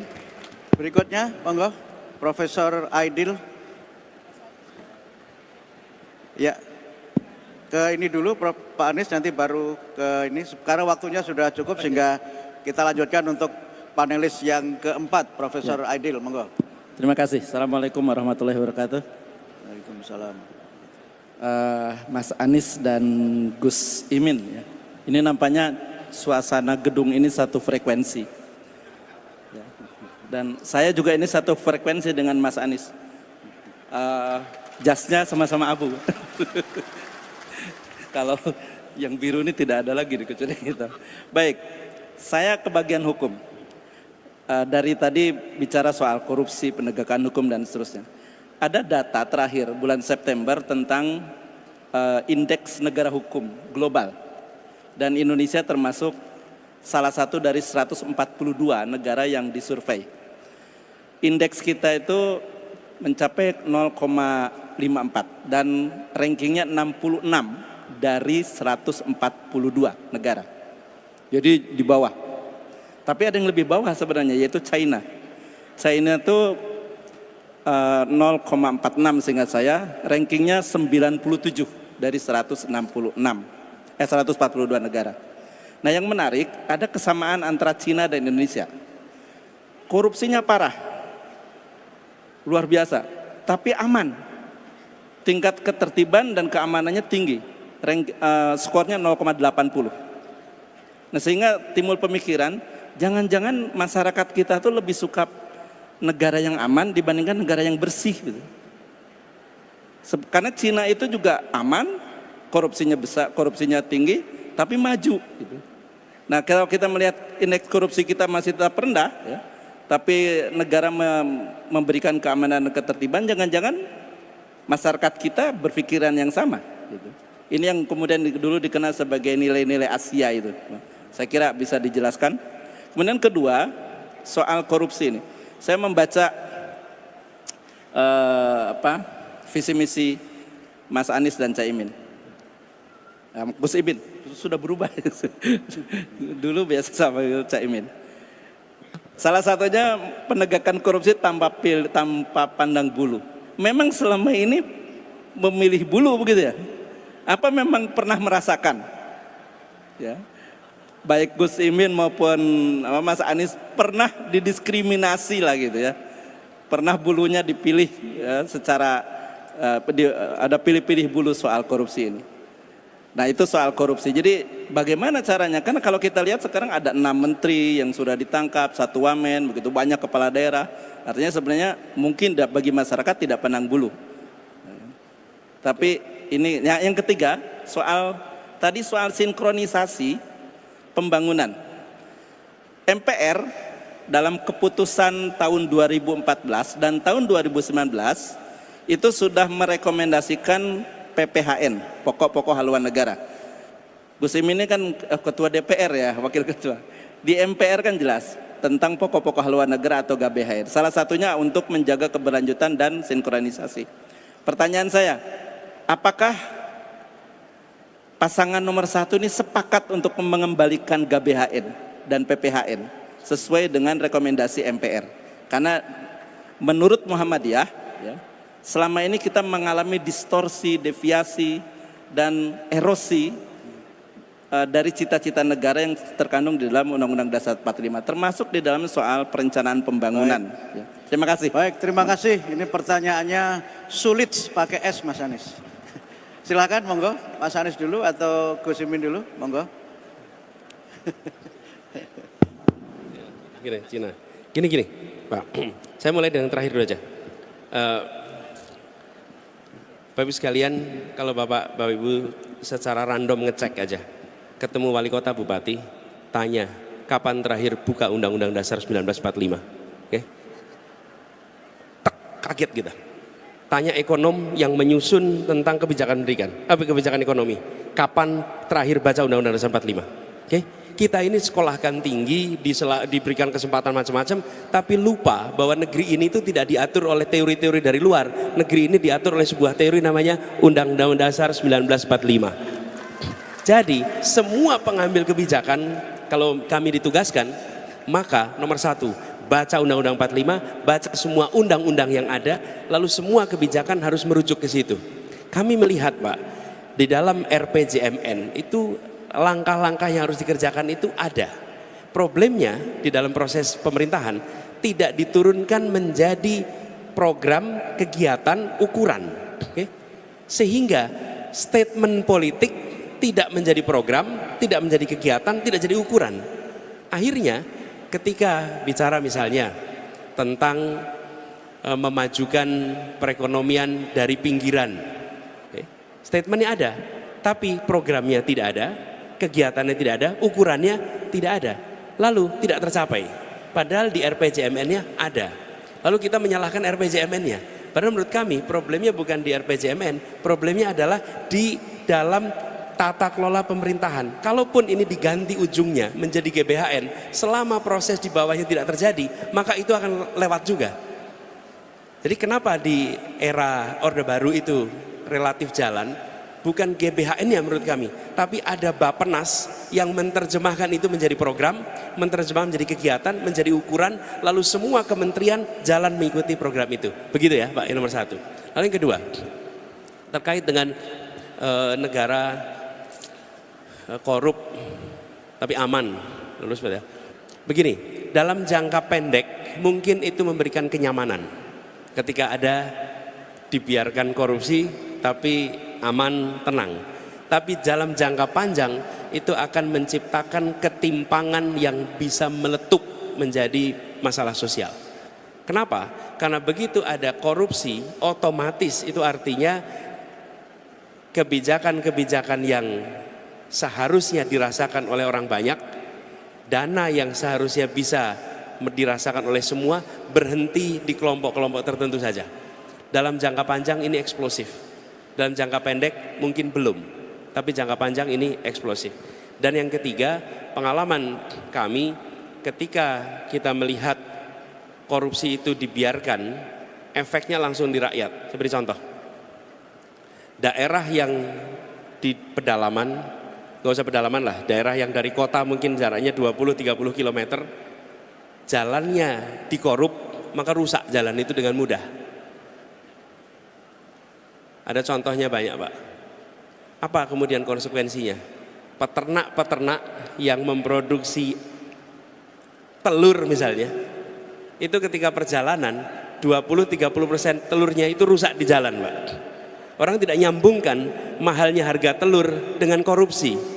Padahal kenapa harga telurnya di pasar mahal? Karena dia hanya bisa melakukan 70%, 30%-nya rusak di jalan. Kenapa rusak di jalan? Karena jalannya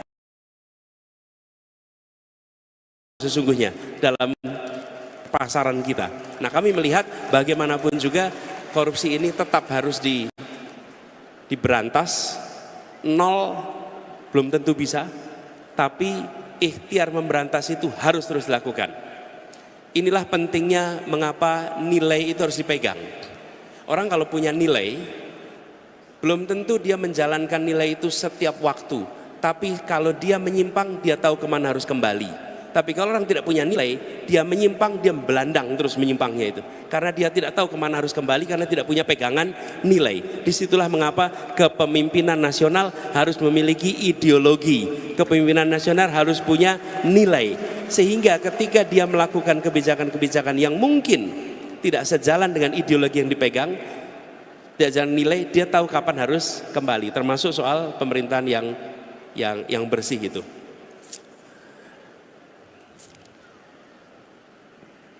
Saya rasa itu ya jawabannya. Yang IKN tadi, saya numpang jawab di 1 menit ini. Ketika tujuan membangun kota baru adalah dengan alasan pemerataan, maka itu tidak menghasilkan pemerataan yang baru. Mengapa? Karena itu akan menghasilkan sebuah kota baru yang timpang dengan daerah-daerah yang ada di sekitarnya. Jadi antara tujuan mau memeratakan Indonesia tidak. Kalau mau meratakan Indonesia, maka bangun kota kecil menjadi menengah, kota menengah menjadi besar di seluruh wilayah Indonesia. Bukan hanya membangun satu kota di tengah-tengah hutan. Karena membangun satu kota di tengah hutan itu sesungguhnya menimbulkan ketimpangan yang baru. Jadi sekali lagi nih, antara tujuan dengan langkah yang dikerjakan itu tidak nyambung. Nah, kami melihat di sini problem. Ini problem. Karena itu ini harus dikaji secara serius. Karena tujuan kita yang saya sampaikan tadi, Indonesia yang setara, Indonesia yang merata. Argumennya sama. Tapi menurut kami langkahnya bukan dengan membangun satu kota, tapi justru dengan membesarkan semua kota yang ada di seluruh Indonesia. Makasih. Baik, terima kasih Mas Anies. Alhamdulillah tepat waktu. Silahkan Profesor Zuli Qadir. Baik, selamat pagi Pak Anies dan Gus Abdul Muhaimin. Biasanya saya lihat di pinggir jalan Caimin, tapi sekarang Cawapres jadi Gus. Saya kebetulan kebagian sosial, budaya, dan kesejahteraan. Yang hadir di sini sebagian besar adalah guru yang rata-rata agak kurang sejahtera. Plus dosen yang juga agak kurang sejahtera.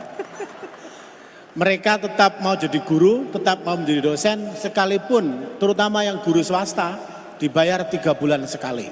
Dan itu guru Muhammadiyah plus guru Nahdlatul Ulama. Sekarang adalah bagaimana, tadi walaupun Pak Anies mengatakan nggak penting itu fiskal, duit, nggak penting loh buat mereka itu. Karena kalau ke mall nggak bisa bayar pakai Bismillahirrahmanirrahim, harus pakai duit. Satu, bagaimana menyelesaikan guru-guru yang jumlahnya begitu banyak tapi bayarannya 3 bulan sekali. Plus dosen yang gajinya agak kurang dari sejahtera, kecuali yang profesor senior. Itu satu. Itu yang pertama. Yang kedua adalah saya mewakili budaya. Dulu ada Lekra dan Mani Kebu. Sekarang para aktivis budaya, pelaku kebudayaan itu nyaris tidak terdengar.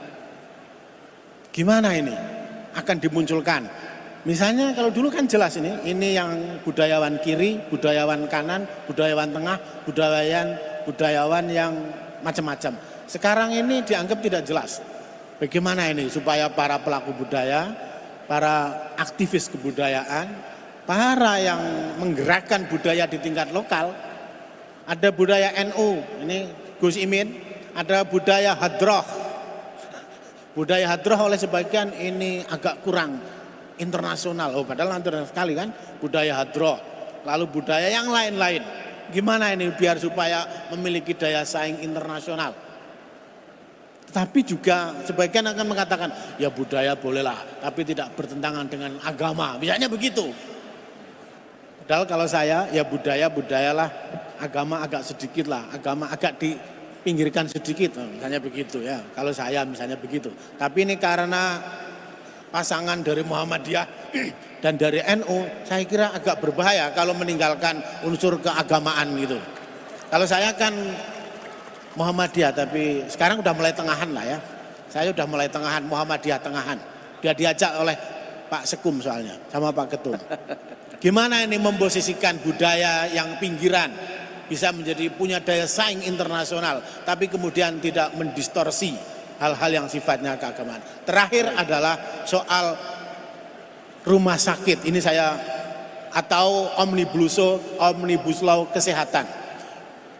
Alhamdulillah banyak rumah sakit Muhammadiyah. Rumah sakit NU belum terlalu banyak, saya tahu. Tapi pesantren luar biasa banyak. Ya anggap aja misalnya pondok ini adalah rumah sakit lah, kira-kira begitu.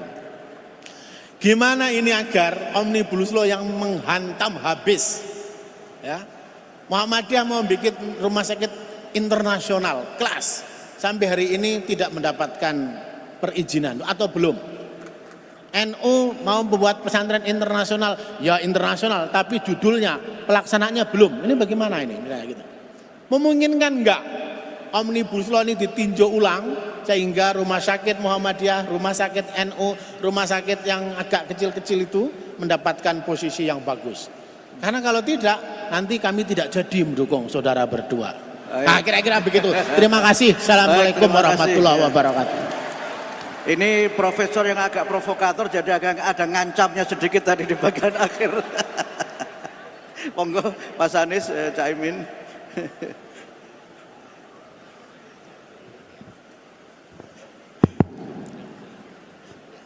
Begini, Pak, yang terkait dengan kebudayaan dulu. Kebudayaan ini dipandang sebagai sesuatu yang tumbuh berkembang, bukan sebagai sesuatu yang statis. Karena itu kita bukan hanya melestarikan budaya, melestarikan itu baik, tapi yang lebih baik lagi adalah mengembangkan budaya. Dengan begitu maka dia akan selalu relevan dengan zaman. Nah, kami melihat negara harus memandang kegiatan kebudayaan dari perspektif non komersial, dari perspektif non transaksional. Kegiatan kebudayaan itu harus dipandang sebagai kekayaan bangsa yang negara harus investasi supaya tumbuh berkembang. Semua pengeluaran menurut hemat kami di bidang kesehatan, di bidang pendidikan, di bidang keagamaan, di bidang kebudayaan tidak boleh dicatat sebagai biaya. Bukan dicatat sebagai cost, tapi harus dicatat sebagai investasi. Itu cara pandangnya beda ketika dia dicatat sebagai investasi. Ketika dia dicatat sebagai investasi, karena itu kita memperhitungkan apa yang akan dihasilkan dari ini. Tapi kalau dia dicatat sebagai cost, maka kita akan selalu berusaha mengurangi. Dan apa yang terjadi? Kita mengurangi dana untuk kebudayaan. Para seniman mengalami kesulitan sekali untuk berekspresi atas karya-karya seninya. Kenapa? Karena negara tidak hadir di situ, karena negara mengandang itu sebagai biaya, dan biaya itu kalau bisa dihemat sebanyak mungkin. Tapi kalau investasi, bagaimana kita bisa menghasilkan dampak yang besar? Contohnya Korea Selatan. K-pop yang sekarang ini populer, itu hasil investasi pemerintah di awal 90-an.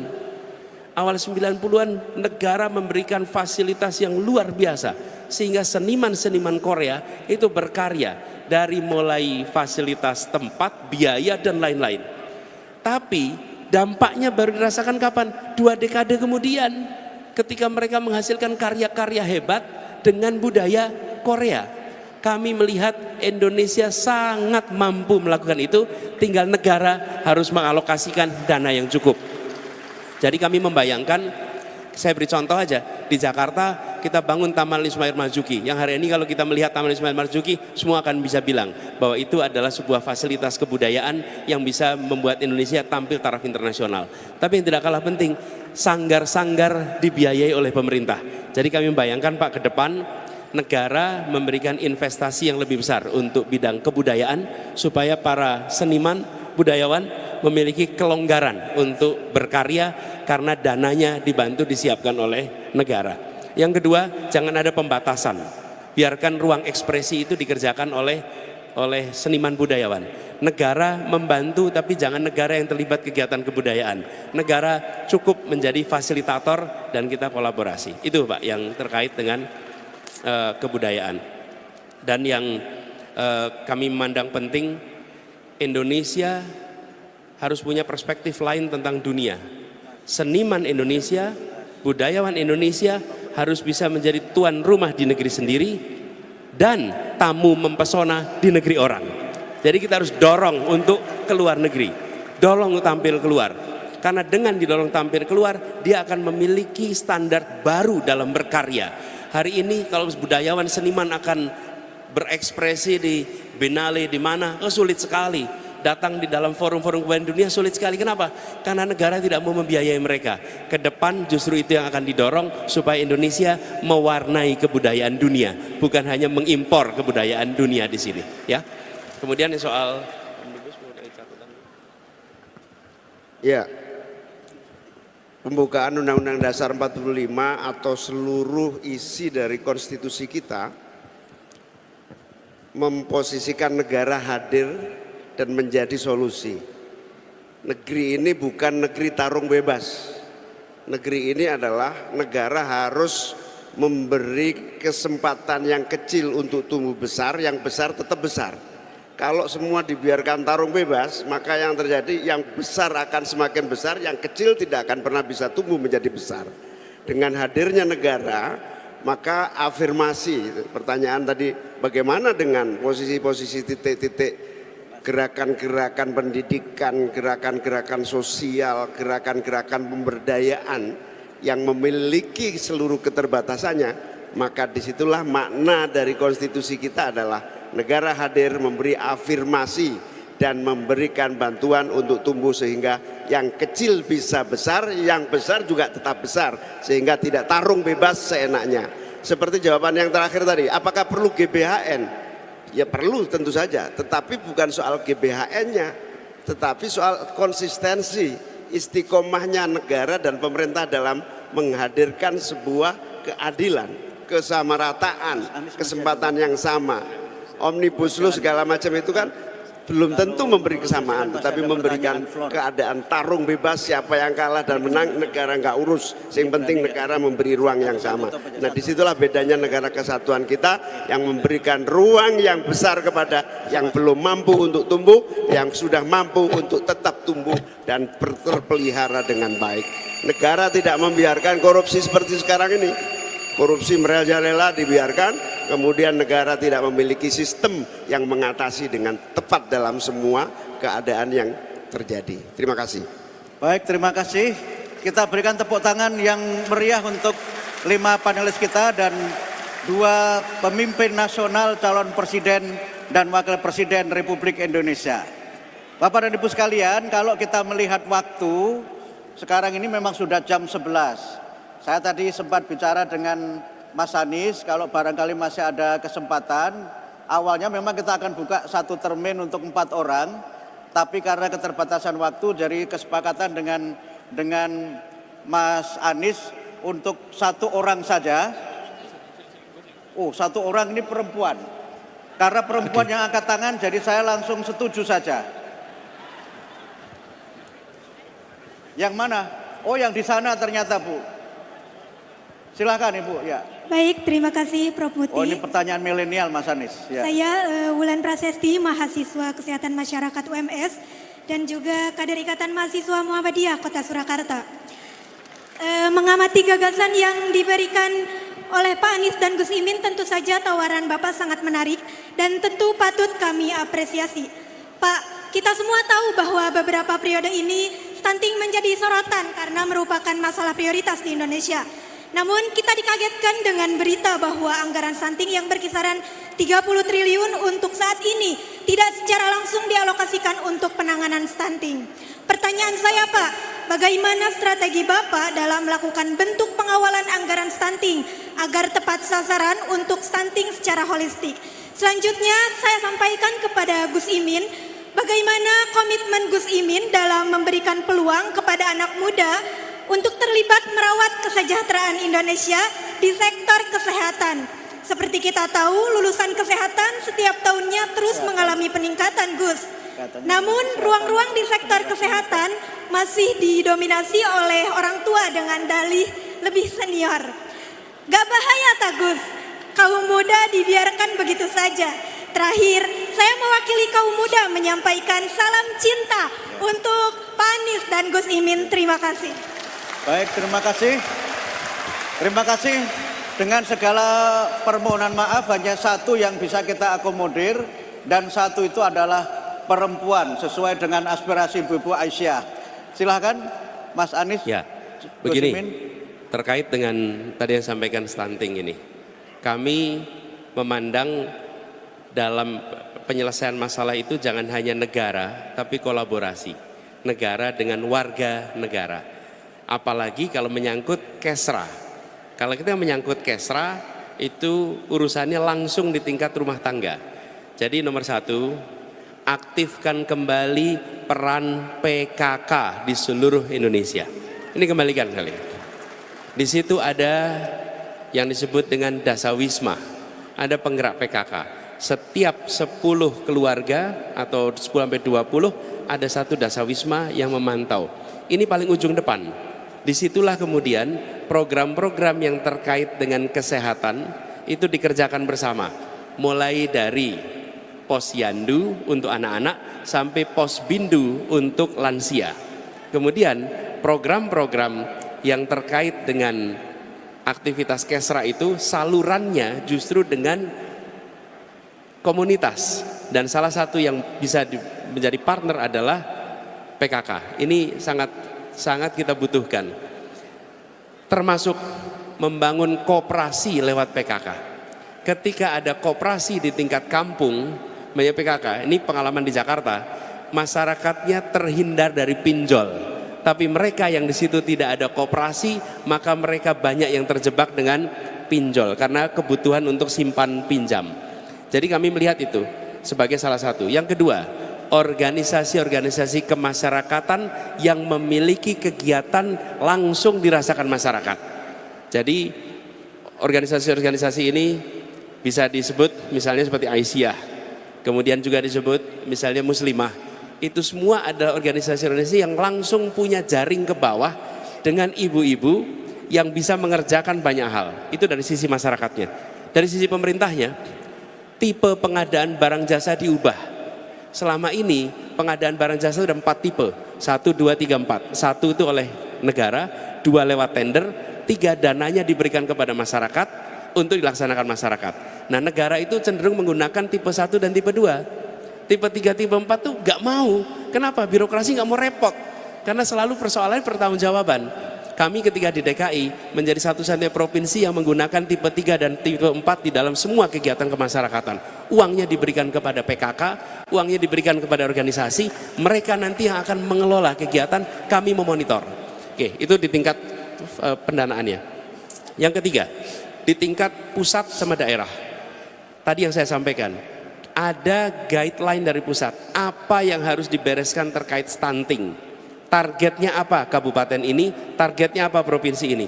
Bagaimana dengan kematian ibu melahirkan, targetnya ini untuk provinsi kabupaten. Kemudian kesehatan ibu hamil, ini semua saat ini tidak ada. Insya Allah perubahan yang akan kita lakukan justru mengembalikan itu semua sehingga kita punya ukuran yang jelas untuk capaian-capaian itu. Itu ya kira-kira jawaban yang terkait dengan yang tadi. Caimin. Terima kasih. Ternyata ada yang nanya ke saya selain ke Mas Anies. 2 pertanyaan yang saya tangkap meskipun agak remang-remang. Yang pertama, kesempatan kepada kaum muda. Ya, bahwa lebih dari 10 tahun terakhir ini kita sering ngomong istilah bonus demografi, jumlah kaum muda yang begitu besar. Tetapi belum saja kita rasakan secara nyata apa urgensi sekaligus bukti konkret dari pentingnya memberi peluang bagi kaum muda untuk berkesempatan lebih produktif lagi. Jawabannya sama dengan yang disampaikan Mas Anies, negara mau memandang mengeluarkan anggaran untuk kaum muda sebagai program. Padahal yang lebih besar dari itu adalah negara harus melihat berapapun yang dikeluarkan anggaran untuk kaum muda adalah investasi dalam waktu cepat dan singkat untuk kemajuan kaum muda. Kita punya kesempatan ini tinggal 7 tahun dari seluruh energi kekuatan kaum muda yang kita miliki. 7 tahun ini menurut saya insya Allah kalau kita diberi amanah 5 tahun kepemimpinan kita investasi besar-besaran untuk memberi ruang kaum muda untuk tumbuh dan melakukan kreativitas serta kemampuan inovasinya serta kemampuan wirausahanya untuk tumbuh dan berkembang. Yang kedua, pertanyaan bagaimana peluang dan kesempatan dengan posisi persaingan soal senioritas dan junioritas. Sekali lagi dalam semua level, terutama di pemerintahan, juga di umum dan swasta. Yang paling dibutuhkan adalah kompetensi, kapasitas, dan produktivitas. Itu harus menjadi ukuran merit sistemnya. Tanpa 3 ukuran itu, maka bukan karena anak siapa, ponakan siapa, maka yang karir diukur berdasarkan produktivitas, kompetensi, dan kapabilitas serta kualitas kerja. Di situ akan terjadi produktivitas nasional akan tumbuh dengan baik di masa-masa yang akan datang. Dan kalau tumbuh baik, maka kaum muda punya peran dan kesempatan akan semakin cepat lagi pertumbuhan kemajuan bangsa kita di masa yang akan datang. Terima kasih. Baik, terima kasih. Bapak Ibu sekalian, alhamdulillah. Sebelum diakhiri, Prof, monggo, kalau silakan. boleh, saya ingin menyampaikan pada semua, kami datang tidak sendirian, kami datang serombongan. Sebelum diakhiri saya ingin mengenalkan rombongan yang bersama kita. Kalau boleh berdiri Pak Yendra Fahmi. Pak Yendra Fahmi berdiri Pak. Itu beliau salah seorang saudagar Muhammadiyah. Lalu di belakangnya berdiri dulu Pak Fahmi, Pak Jazilul Fawaid, Wakil Ketua MPR RI, Wakil Ketua Umum PKB, kemudian Bapak Rajif dari Partai Nasdem. Boleh berdiri Pak Rajif, Partai Nasdem. Kemudian Pak Beni, ini dari Gerakan Anak-anak Muda, dulu mantan ketua IMM. Kemudian Pak Azrul Tanjung, ini sama-sama bersama kita. Kemudian Gus Yusuf, mana Gus Yusuf? Gus Yusuf di depan ini, Gus Yusuf dari Tegalrejo, Magelang. Lalu Bu Eva Yuliana mana tadi? Bu Eva Yuliana itu anggota DPR RI dari Dapil Solo. Mana Bu Yela? Itu di sana itu Bu Eva. Oke, makasih. Itu Bu Eva Yuliana. Ada yang kelewatan? Enggak, semua ya sudah. Jadi kami datang berombongan aja. Izinkan sekali lagi. Ada Nongdara Mas. Ya. Ada PKB juga. Bu Lulu Hamidah. Ini wilayahnya juga wilayah sini, Dapil Solo juga ya. Sragen. Dan izinkan kami sebelum diakhiri menyampaikan rasa terima kasih Pak Haidar yang saya hormati dan seluruh jajaran PP, PW, PD Muhammadiyah, keluarga besar Universitas Muhammadiyah Surakarta atas kesempatan dialog. Terima kasih para panelis. Insya Allah dialog ini bukan hanya memberikan manfaat di dalam kita memahami rencana kerja, tapi bagi kami ini menyerap aspirasi, menyerap apa yang menjadi concern, dan mudah-mudahan ini bisa kita bawa. Dan biiznillah bila ditakdirkan, insya Allah perjuangan kita itu semua bisa kita laksanakan ketika amanah itu diberikan. Terima kasih. Baik, saya kembalikan Pak. Baik, terima kasih. Moderator. Kalau saya boleh tanya, yang tadi kan pertanyaan ilmiah semua. Saya tanya yang tidak ilmiah tapi penting, Mas Anies dan Caimin. Kalau Mas Anies dan Gus Muhaimin menjadi presiden dan wakil presiden, apakah akan mengangkat menteri dari Muhammadiyah?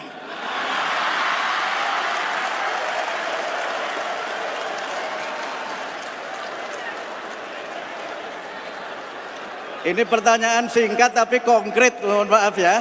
Iya. Monggo silakan. Iya. Pertanyaan berikutnya, apakah Pak Mukti maksud dalam daftarnya? Ya Pak Haidar ya, betul benar. Oh Pak Jokowi aja memberikan tempat, apalagi kita. Baik, terima kasih. Jadi konkret ya, insya Allah kalau Pak Anies dan dengan Caimin menjadi presiden wakil presiden akan ada menteri yang dari Muhammadiyah. Monggo Caimin mau menambah menterinya berapa gitu ya? Setiap periode kepemimpinan nasional kayaknya sih nggak pernah berani ninggalin menteri dari Muhammadiyah. Apalagi kami berdua, pasti kita akan Baik, terima kasih Bapak Ibu sekalian. Yang pertama, kami menyampaikan terima kasih kepada Mas Anies dan Gus Imin di tengah kesibukan yang luar biasa meluangkan waktu untuk berdialog dengan kita semuanya, warga Persyarikatan Muhammadiyah dan masyarakat pada umumnya. Terima kasih kepada panelis kita, para profesor yang juga luar biasa, pertanyaannya sangat tajam dan sangat cerdas dan bernas. Terima kasih kepada UMS yang sudah menjadi Sohibul Bait acara ini, dan alhamdulillah juga acara berlangsung dengan sukses. Dan sepertinya semua acara ini seluruh yang menyangkut hal-hal pelaksanaan ditanggung sepenuhnya oleh UMS. Terima kasih pada UMS dan seluruh jajarannya, kepada tentu saja PP Muhammadiyah Ibu-Ibu Aisyah juga terima kasih, kepada masyarakat yang berpartisipasi terima kasih, kepada TV-mu juga terima kasih sudah menjadi mitra kami. Dan sebelum acara ini kita akhiri, sebelum Mas Anies dan Cak Imin melanjutkan acara yang berikutnya, kami ingin memanggil Pak Ketua Umum PP Muhammadiyah Profesor Haidar Nasir untuk memberikan souvenir istimewa untuk Mas Anies dan Gus Imin. Souvenirnya apa? Saya tidak tahu, itu Pak Ketua Umum yang tahu. Yang jelas tidak sepeda.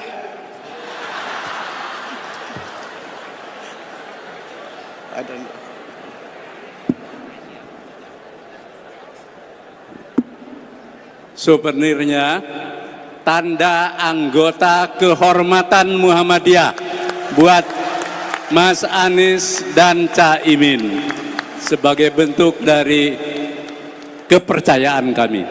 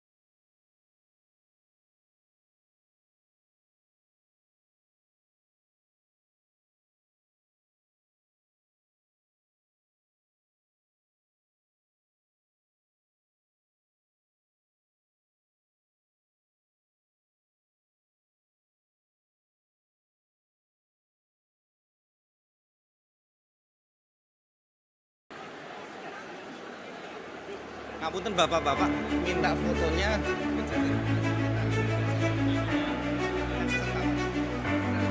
Iya di sini. Untuk bapak-bapak pimpinan pusat harap mohon ke atas. Terus untuk kokam, teman-teman media difasilitasi untuk naik ke atas panggung. Tolong teman-teman media untuk difasilitasi naik ke atas panggung. Untuk para peserta kami mohon untuk selfie bersama dengan bapak-bapak pimpinan beserta Bapak Anies Baswedan dengan Cak Imin. Kita akan selfie bersama. Untuk teman-teman media silakan langsung ke arah sini untuk kita mengambil abadikan fotonya. Silakan teman-teman media. Di sini nanti kita juga akan mengadakan doorstopnya juga di sini sehingga kita bisa wawancara nanti.